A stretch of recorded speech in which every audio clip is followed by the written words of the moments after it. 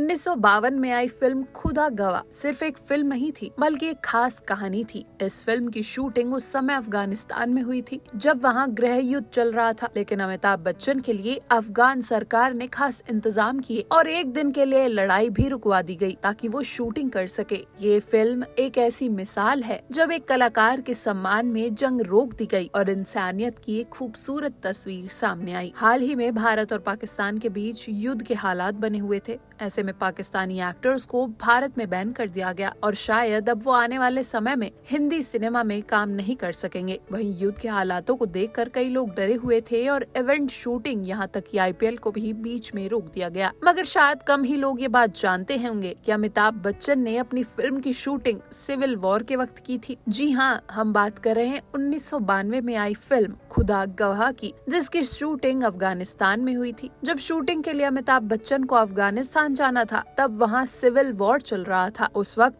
वहाँ के तत्कालीन राष्ट्रपति नजीबुल्लाह की बेटी ने अपने पिता से अपील की थी कि वो किसी तरह इस वॉर को रुकवा दें जिससे अमिताभ बच्चन काबुल घूम सकें। वहाँ के राष्ट्रपति की बेटी ने उनसे कहा था, आप मुजाहिदीन से बात कीजिए ना, एक दिन के लिए उन्हें लड़ाई बंद कर देनी चाहिए। भारत से इतना बड़ा आदमी अफगानिस्तान आया है, लड़ाई बंद होगी तो वो काबुल घूम लेगा और लोग भी उसे देख लेंगे। ये बात अफगानिस्तान के पूर्व राजदूत ने भारत की नामचीन पत्रकार को बताई थी। खुदा गवाह की शूटिंग काबुल और मजार शरीफ में हुई थी। अमिताभ बच्चन की सुरक्षा के लिए वहाँ की सरकार ने कड़े बंदोबस्त किए थे कि जब अमिताभ बच्चन और फिल्म की यूनिक शूटिंग के लिए होटल से निकलते थे तो अफगानिस्तानी फौज के 5 टैंक काफिले उनके आगे और 5 उनके पीछे चलते थे। वहाँ अमिताभ बच्चन इतने मशहूर थे कि हर कोई उनका फैन था। खुद बिग बी ने बताया था कि उन्हें कभी वहाँ कोई खतरा महसूस ही नहीं हुआ। एक दिन विरोधी नेता बुरहानुद्दीन रब्बानी ने अमिताभ को संदेश भिजवाया था कि वो उनके बड़े फैन हैं और उन्हें या फिल्म यूनिट के किसी भी सदस्य को घबराने की बिल्कुल जरूरत नहीं है, किसी को कोई नुकसान नहीं होने दिया जाएगा। फिर एक दिन बुरहानुद्दीन रब्बानी खुद फूल लेकर अमिताभ बच्चन से मिलने पहुंचे थे। फिल्म के प्रोड्यूसर मनोज देसाई ने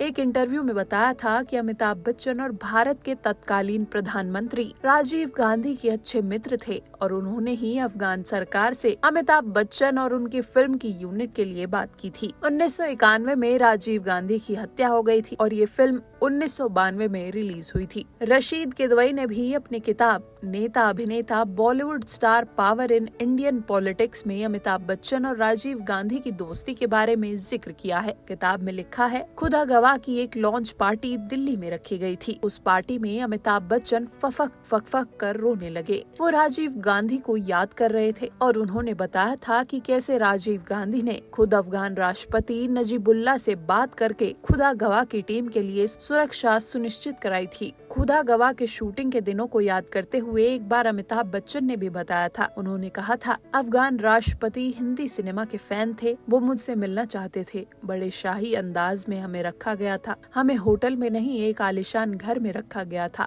वो घर जिस परिवार का था वो खुद किसी दूसरे कस्बे में रहने चले गए थे। एक दफा एक कबीले के नेता ने पूरी यूनिट को दावत के लिए इनवाइट किया। मैं और डैनी चॉपर से वहाँ गए थे और हमारे आगे पीछे 5 हेलीकॉप्टर थे। ऊपर से पहाड़ बहुत खूबसूरत लग रहे थे, शानदार नजारा था। उस कबीले की परंपरा थी कि मेहमान के पैर जमीन पर नहीं पड़ने चाहिए, इसलिए जब हम वहाँ पहुँचे तो हमें गोद में उठाकर अंदर ले गए। राष्ट्रपति नजीब ने हमें ऑर्डर ऑफ अफगानिस्तान सम्मान से नवाजा। खुदा गवाह की शूटिंग के किस्से आज भी लोगों को हैरान कर देते हैं। अमिताभ बच्चन को जिस प्यार और सम्मान से अफगानिस्तान में स्वागत मिला वो दिखाता है कि कला और कलाकार की कोई सरहद नहीं होती। इस फिल्म ने न सिर्फ सिनेमा की ताकत दिखाई बल्कि ये भी बताया कि जब दिलों में इज्जत और मोहब्बत हो तो जंग के बीच भी अमन की राह निकल ही सकती है। तो फिलहाल के लिए बस इतना ही। बॉलीवुड जगत से जुड़े ऐसे ही अनसुने किस्से जानने के लिए देखते रहिए TNP एक्सप्लोर।